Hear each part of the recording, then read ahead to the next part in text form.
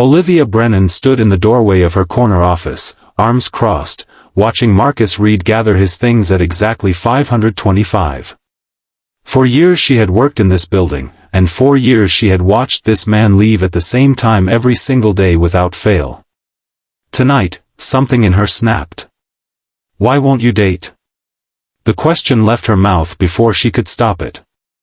Marcus froze, his hand on the door handle. "For years, Marcus. Not once. Everyone talks about it. What are you hiding?" He turned slowly, and for the first time, Olivia saw something flicker behind those calm gray eyes. Not anger, not defensiveness, just a weariness so deep it seemed to have no bottom. "You really want to know?" Olivia nodded, her heart suddenly pounding. She had no idea that his answer would shatter everything she thought she understood about love, about sacrifice, about the promises people make and the ones they actually keep. 6 months earlier, Olivia Brennan had walked into Brennan & Associates Financial Group as its youngest CFO in company history. The name plate on her door felt like both an achievement and an accusation. Her father had built this firm from nothing. And now at 31, she was expected to prove that his retirement was a transition rather than a surrender. The first week, she buried herself in performance reports. Numbers never lied. Numbers never whispered behind your back about nepotism or questioned whether you had earned your seat at the table. She reviewed every department, every team lead, every analyst, searching for patterns that would help her understand the machine she now commanded. That was when she first noticed Marcus Reed. His file was remarkable in its consistency. For years of flawless performance reviews, not a single error in his quarterly reports, client satisfaction ratings that consistently ranked in the top 3% of the entire company. He was the kind of employee that firms fought to recruit and competitors tried to poach. Yet he had declined every promotion offered to him. 3 times he had been recommended for team lead. 3 times he had politely refused. Olivia called him into her office on a Tuesday afternoon. He arrived exactly on time, neither early nor late, and sat across from her with the patient stillness of a man who had learned to wait. "Mr. Red. I've been reviewing your file." She kept her voice professionally neutral. "You're one of our strongest performers. Why have you turned down every leadership opportunity?" Marcus met her eyes without flinching. "I prefer to leave at 5:30. The team lead position requires more hours." Olivia leaned forward, genuinely puzzled. In her world, ambition was oxygen. Everyone wanted to climb. Everyone wanted more.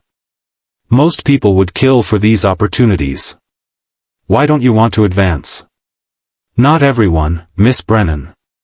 His voice was calm, almost gentle. "Some of us have already found what we're climbing toward."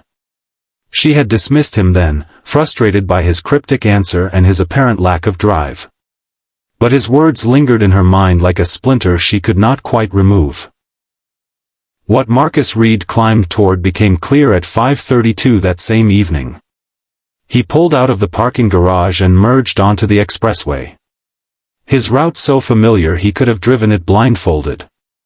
20 minutes later, he turned into the tree-leaned entrance of Street Catherine's long-term care facility. The nurses at the front desk nodded as he passed. They had stopped asking him to sign in years ago. Room 217 was at the end of the east corridor, where the afternoon light lasted longest. Jennifer lay exactly as she had for 4 years, her chest rising and falling with the steady rhythm of the ventilator. Her hair had grown longer since the accident, and Marcus had learned to brush it himself, the way she used to like it, swept back from her face.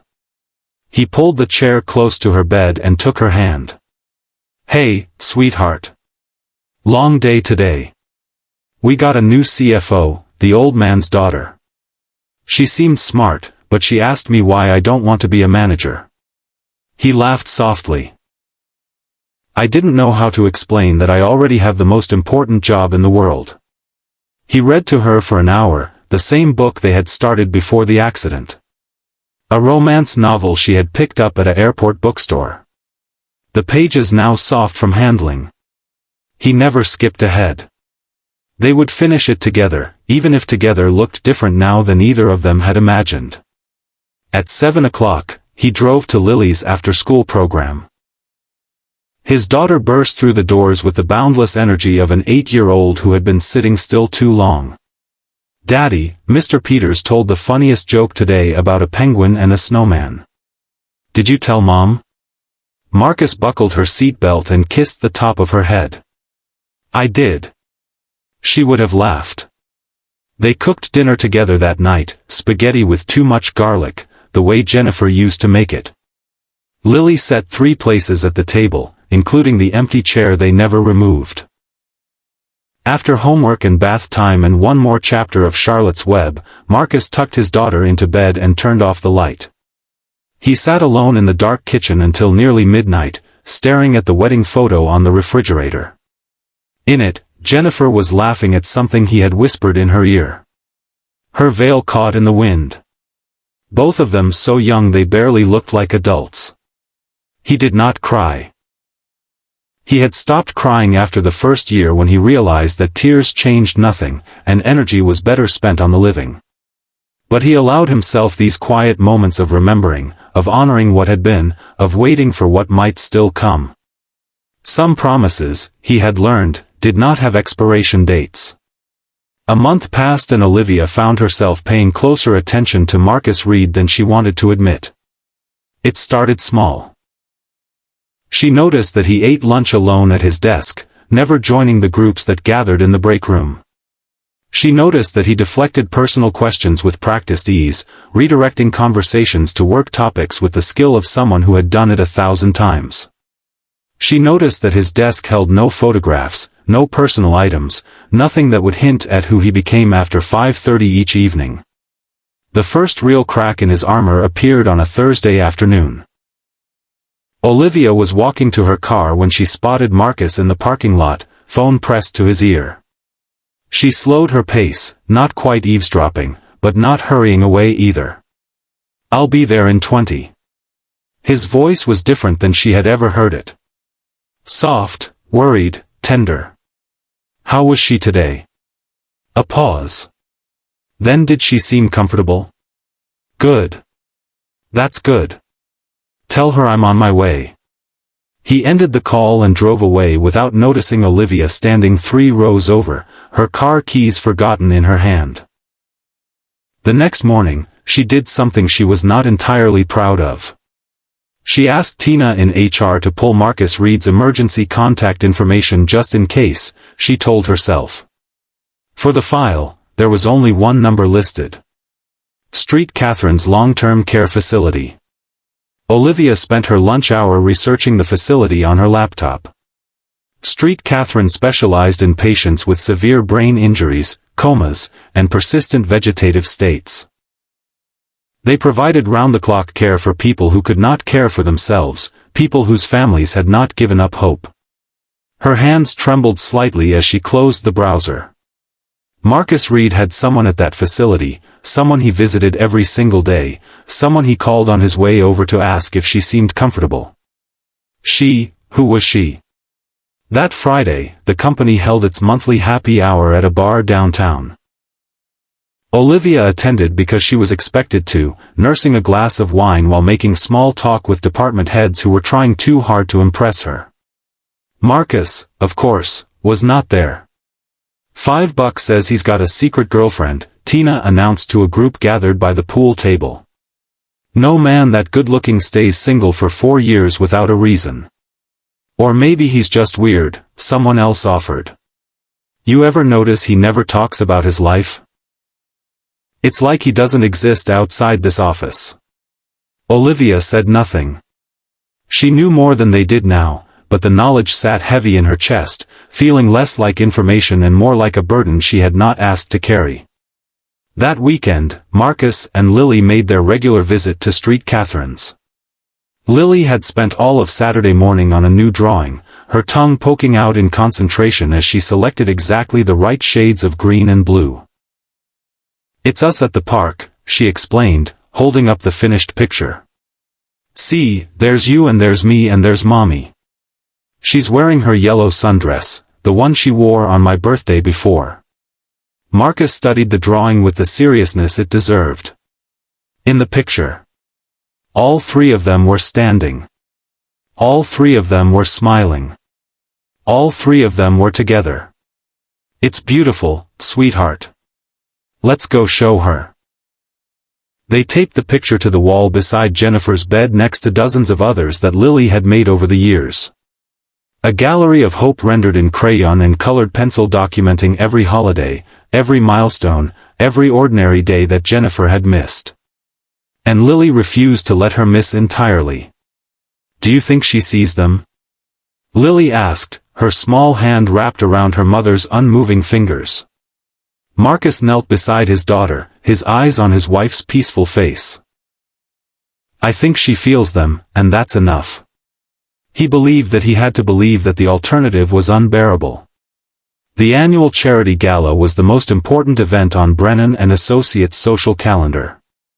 Major clients attended, potential investors circled, and the company's reputation was polished and displayed like silver at a formal dinner. Olivia needed Marcus there. He was the only analyst who understood the intricacies of their investment portfolios well enough to answer the technical questions that wealthy clients inevitably asked. She summoned him to her office to deliver the news. "The Hartwell Foundation Gala is next Saturday evening. I need you there." Marcus' expression did not change, but something in his posture shifted almost imperceptibly. "I have commitments. Reschedule them." "I can't." Olivia felt her frustration rising. She was accustomed to people saying yes to her, especially employees whose careers depended on her good opinion. "Mr. Reed, this is not optional." "Then I apologize, but I won't be able to attend." They stared at each other across her desk, neither willing to yield. Finally, Olivia asked a question she had never thought to ask before. "Every evening you have commitments every single evening." Something passed across Marcus' face. Surprise, perhaps?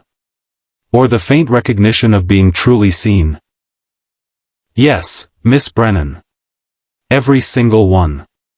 Olivia leaned back in her chair, studying him. The analyst who never worked.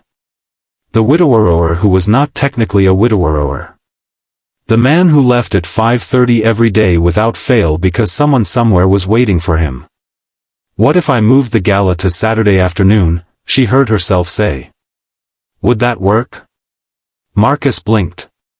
In 4 years at this company, no one had ever adjusted a schedule to accommodate him.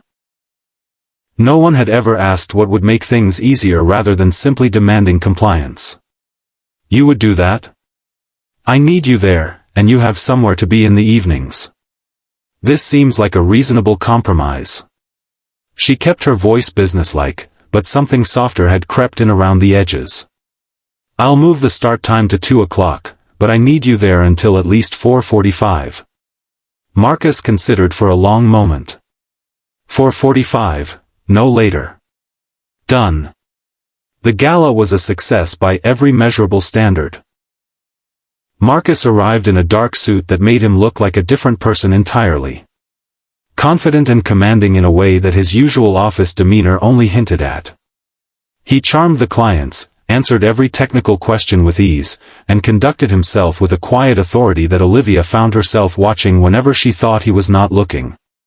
At 4:43, he approached her near the dessert table.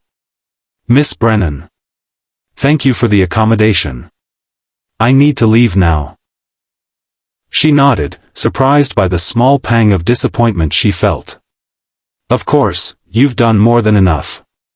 He was gone before the clock struck 4:45. A silver-haired investor sidled up to Olivia, champagne glass in hand. "Your best guy just left.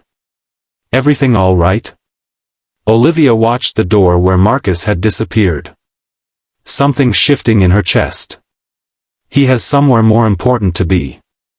The word surprised her. She had never said anything like that about an employee before. She had never believed that anything could be more important than the work. But watching Marcus Reed walk out of that ballroom, she wondered if perhaps she had been measuring importance by the wrong scale entirely. Olivia began to notice things she had been too busy to see before. She noticed that Marcus always took the stairs instead of the elevator, as if he had learned to conserve his emotional energy for places it mattered more. She noticed that he kept a small silver watch in his desk drawer, one he sometimes held but never wore. She noticed that on the rare occasions when he smiled, the expression transformed his entire face and made him look years younger. She wondered who he had been before whatever had happened to make him this way. The answer came in pieces over the following weeks. Piece 1 arrived when Marcus called in sick without warning on a Thursday morning. When he returned the next day, a coworker asked if he had enjoyed his day off. "My daughter was sick," Marcus said simply. "She's better now." Daughter, he had a daughter. Olivia pulled his file again, something she was doing with uncomfortable frequency. Emergency contact number 2 was indeed a child, Lily Reed, age 8. The contact number was for her elementary school. There was no mother listed anywhere. Piece 2 came later that same week. Marcus had left his desk briefly, and Olivia found herself walking past it, her eyes drawn to the single personal item he kept in his drawer. The silver watch. She could see now that it was a woman's watch, delicate and old-fashioned, the kind that might have been passed down through generations. A wife's watch, a mother's watch. Piece 3 arrived one evening when Olivia stayed late to finish a report. At 6 o'clock, she glanced out her window and noticed Marcus's car still in the parking lot. This was unusual. He was always gone by 5:35 at the latest.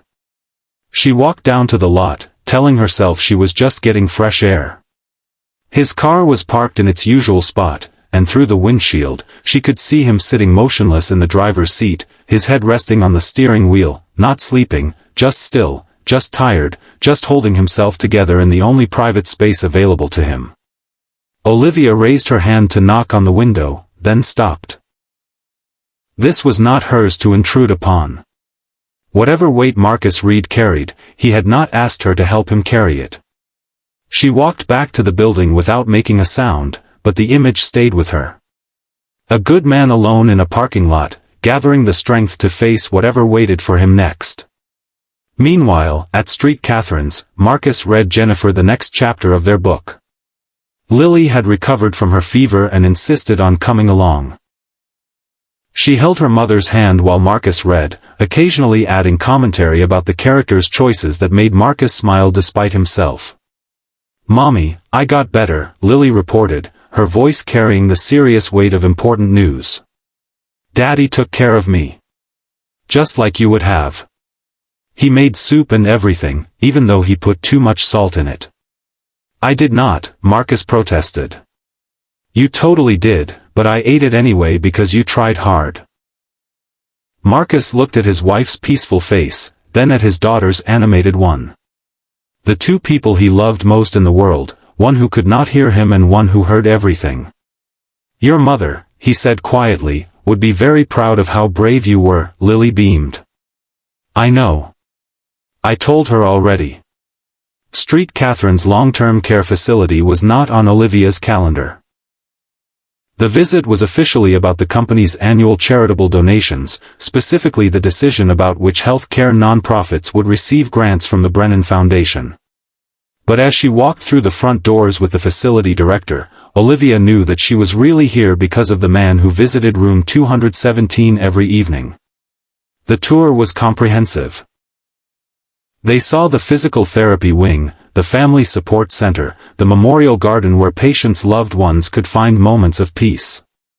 The director spoke about the challenges of long-term care, the importance of family involvement, the small victories that sustained hope. "Our residents are here because someone refused to give up on them," the director explained. "Every person in this building has at least one person who believes they're worth fighting for." They turned down the east corridor and Olivia's heart began to pound. Through the window of room 217, she could see Marcus Reed sitting beside a hospital bed. A woman lay motionless beneath the covers, her chest rising and falling with mechanical regularity. Marcus was reading aloud from a book, his lips moving, his free hand wrapped around the woman's fingers. Olivia stopped walking. She could not move, could not breathe, could not look away. "That's one of our longest residents," the director said, following her gaze. "Traumatic brain injury from a car accident about 4 years ago. Her husband comes every day without fail. Rain or shine, weekday or weekend, every single evening. He reads to her, talks to her, brushes her hair. Husband." The word hit Olivia like a physical blow. Not a mother, not a sister, his wife. "Some of our families struggle to visit once a month," the director continued. "But that man, he's never missed a day, not one day in 4 years." Olivia watched as Marcus turned a page and continued reading, completely unaware of her presence.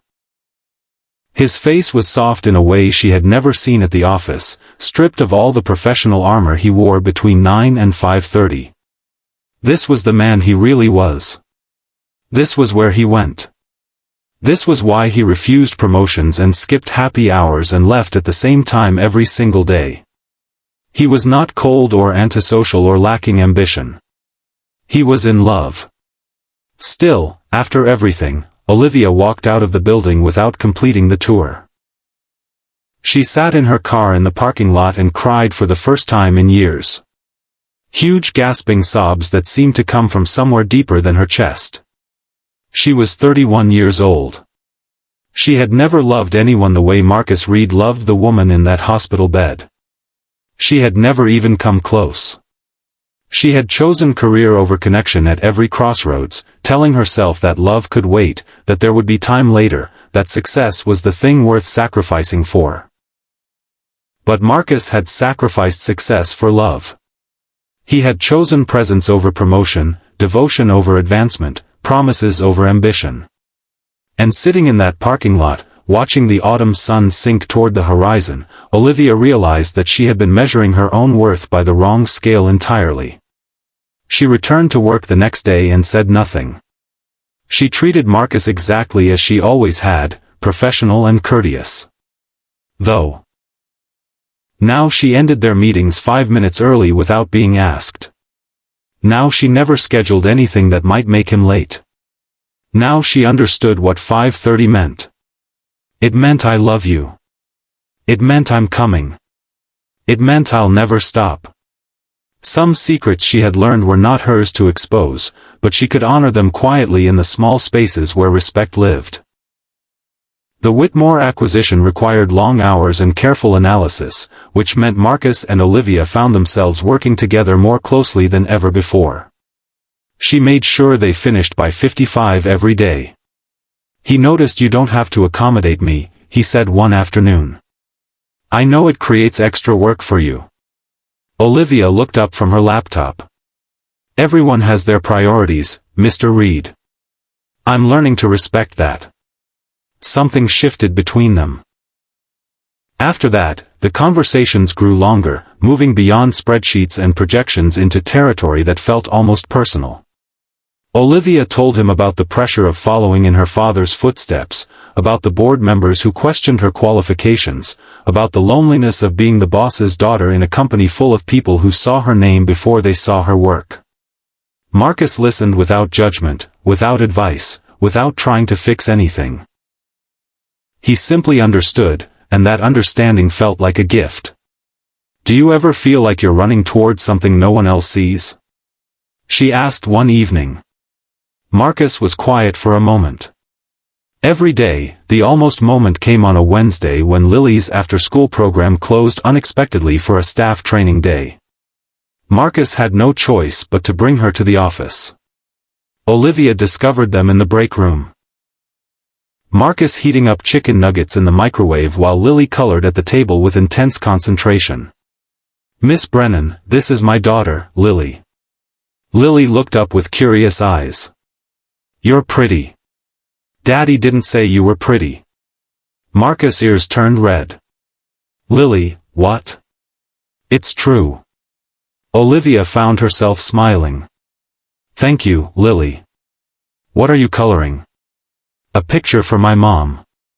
Lily held up the drawing. A crayon rendering of 3 figures standing in front of a house. We're going to put it on her wall with all the others. Olivia glanced at Marcus, saw the shadow that crossed his face, and understood more than Lily intended to reveal. It's beautiful. Your mother is lucky to have such a talented artist. Lily beamed. That's what Daddy says, too.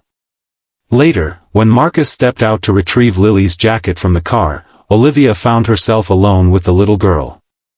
Your dad is a good man, she said. You're lucky to have him. Lily looked up from her coloring, suddenly serious in the way that children sometimes become when they are about to say something important. He's the best, even when it's hard. Especially when it's hard. Olivia wanted to ask what hard meant. She wanted to understand the weight this child carried so gracefully. But Marcus returned before she could form the question, and the moment passed like smoke through a screen door. Are you my dad's friend? Lily asked as they were leaving. Olivia paused. I think so. Lily nodded solemnly. Good. He needs friends. He doesn't let people in. The word stayed with Olivia long after the Reeds had gone home. He doesn't let people in. Such a simple observation from an 8-year-old. And yet, it contained everything she needed to know about the man she could not stop thinking about. Now, they stood in her office at 7 o'clock in the evening. 6 months of history hanging between them, and Olivia had finally asked the question that had been burning in her chest since the day she saw him through that hospital window. Why won't you date? Marcus did not sit down. He stood near the door, his hand still resting on the handle, ready to leave at any moment. But he did not leave. You really want to know? Yes. He was quiet for so long that Olivia thought he might not answer. Then he began to speak, and his voice carried a weight that made the air in the room feel heavier. My wife, Jennifer. 4 years ago, a drunk driver ran a red light and hit her car. She was on her way home from her sister's baby shower 43 minutes away from our front door. He paused. She survived. Technically, but she never woke up. Olivia felt the floor tilt beneath her feet. She had known from her visit to Street Catherine's, but hearing him say it was different. Hearing the practiced flatness of his voice, the way he reported the facts, like data points in a quarterly report, made her chest ache. The doctors told me she would never recover, Marcus continued. Persistent vegetative state. They recommended removing life support. Letting her go, they called it like she was a balloon I could simply choose to release. He looked at Olivia then, and she saw the 4 years of accumulated grief shimmering behind his calm facade. Her parents agreed with the doctors. They held a memorial service. They mourned her and moved on. A bitter smile crossed his face, but I couldn't because she's still here. She's still breathing. Her heart is still beating. And I made her a promise. What promise? In sickness and in health? For better or for worse? Until death do us part. Marcus spoke the words like a prayer. She hasn't died, Olivia. She's just waiting. And I won't abandon her while she waits. The silence stretched between them. Olivia thought about all the assumptions she had made about this man. Cold, antisocial, unambitious.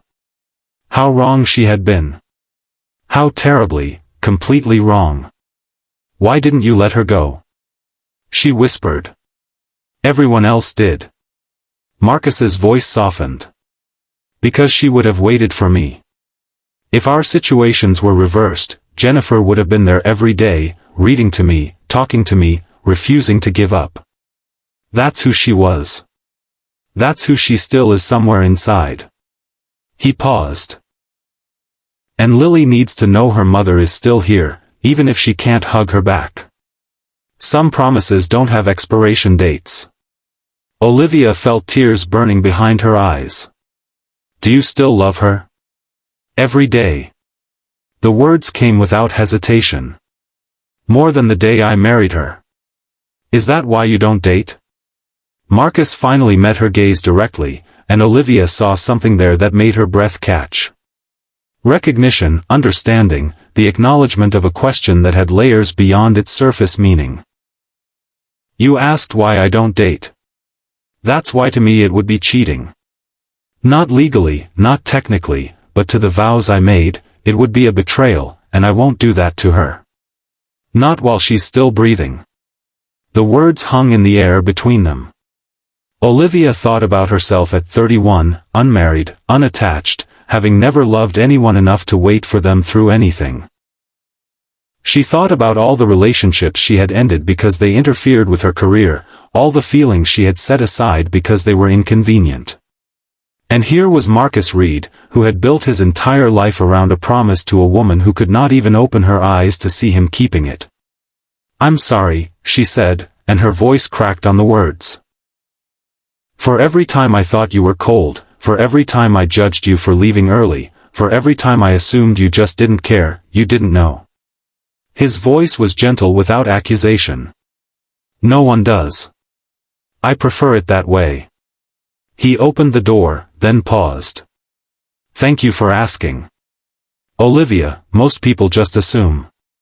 They decide I'm strange or antisocial or hiding something shameful. You're the first person in 4 years who actually wanted to know the truth. He stepped into the darkened hallway, and just before the door closed behind him, Olivia heard him add. It means more than you know. She stood alone in her office for a long time after he left. Staring at the empty doorway, feeling something shift inside her that she could not quite name. Olivia did not sleep that night. She lay in her expensive bed in her expensive apartment, staring at the ceiling, replaying Marcus's words in her mind. Some promises don't have expiration dates. She thought about the woman lying in room 217 and the man who visited her every single day and the little girl who drew pictures for a mother who might never see them. She thought about her own life, the choices she had made, the relationships she had sacrificed on the altar of success, 31 years old, CFO of a successful company, and she had never loved anyone the way Marcus Reed loved his wife. Had she ever loved anyone at all? The next morning, she arrived at the office early, half expecting things to feel different. But Marcus was already at his desk, working on the same reports he always worked on, and he greeted her with the same professional nod he always gave. Nothing had changed, and everything had changed. Olivia stopped pushing him to network. She stopped hinting about promotions. She stopped treating his 5:30 departures as a personal inconvenience. Instead, she began to protect them, scheduling around them, defending them to board members who questioned why their best analyst never attended evening events. He has responsibilities, she told them. More important ones than cocktail parties. She made another decision that she told no one about. She called Street Catherine's and asked to speak with the director she had met during her tour. She explained that Brennan and Associates wanted to make an anonymous donation to the long-term care fund, specifically to cover the costs for a patient named Jennifer Reed. How much? The director asked. Enough to cover her care for the next 5 years. Whatever that number is. The director was silent for a moment. That's very generous. May I ask why this patient specifically? Olivia thought about Marcus sitting in his car in the parking lot, finding the strength to face another day. She thought about Lily drawing pictures for a mother who might never wake up. She thought about love that did not ask for anything in return because some promises deserve to be supported, she said. Even the ones we don't make ourselves. The following weekend, Marcus and Lily made their usual visit to Jennifer's room. Lily had created a new drawing, and she chattered excitedly as they walked down the east corridor. This one's different, Daddy. Look. Marcus examined the picture. 3 figures stood in the foreground, Lily and Jennifer, and himself. But in the background, slightly apart from the family group, stood a 4th figure, a woman with dark brown hair, watching them with a small smile. "Who's that?" Marcus asked. "The nice lady at your work, the one who asked about you." Lily studied her own drawing critically. "She looks lonely, don't you think? Like she's looking for her people, but hasn't found them yet." Marcus stared at the crayon figure, something shifting in his chest that he could not quite identify. Olivia Brennan, rendered in a child's simple stroke standing at the edge of his family portrait. "Did you tell her about Mommy?" Lily asked. "Yes, good." Lily nodded with the certainty of the very young. She seemed like someone who would understand. That Monday, Marcus did something he had not done in 4 years. When his team announced they were going to lunch together instead of declining as he always did, he hesitated. "I can stay for 30 minutes, he said.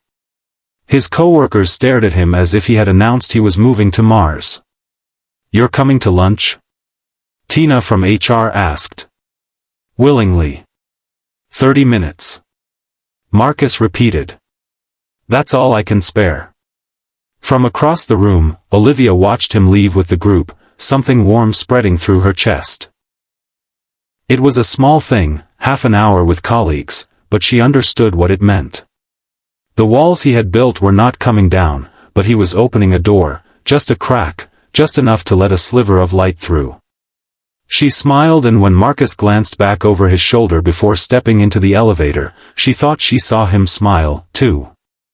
3 months later, Olivia received a phone call that changed everything. It was the director of Street Catherine's calling to thank her for the donation that had kept the facility running through a difficult quarter. But at the end of the call, almost as an afterthought, she mentioned something else. "You might be interested to know about one of our long-term patients, Jennifer Reed.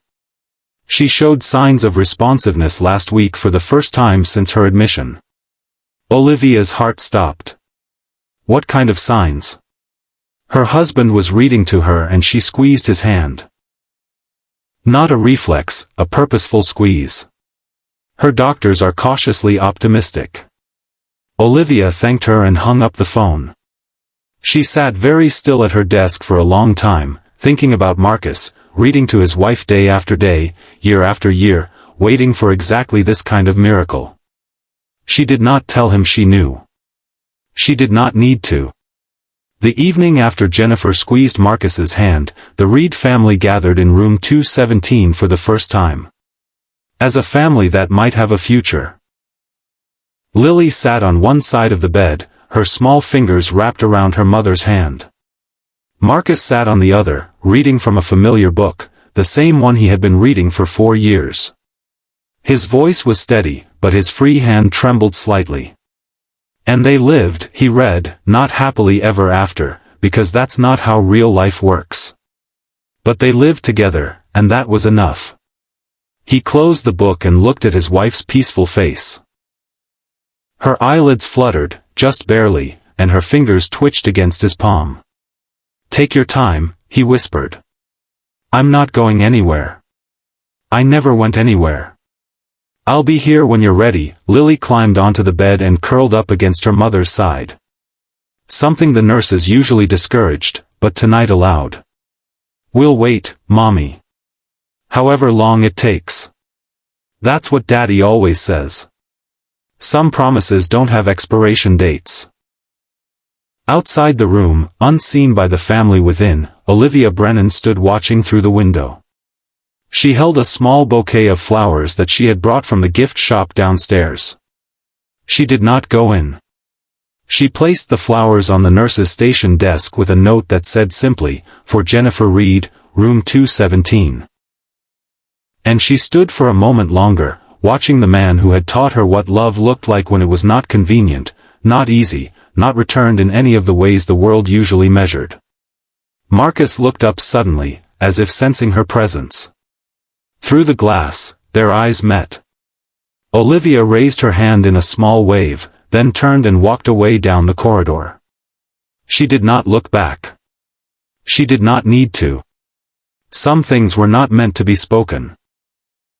Some connections existed in the spaces between words, in the things that did not need to be said because they were already understood. Marcus watched her go, his hand still wrapped around his wife's fingers. He did not follow her. She did not expect him to. But as Olivia pushed through the front doors of Street Catherine's and stepped into the cool evening air, she found herself smiling. She had come here looking for something she could not name. A reason to believe that love was real.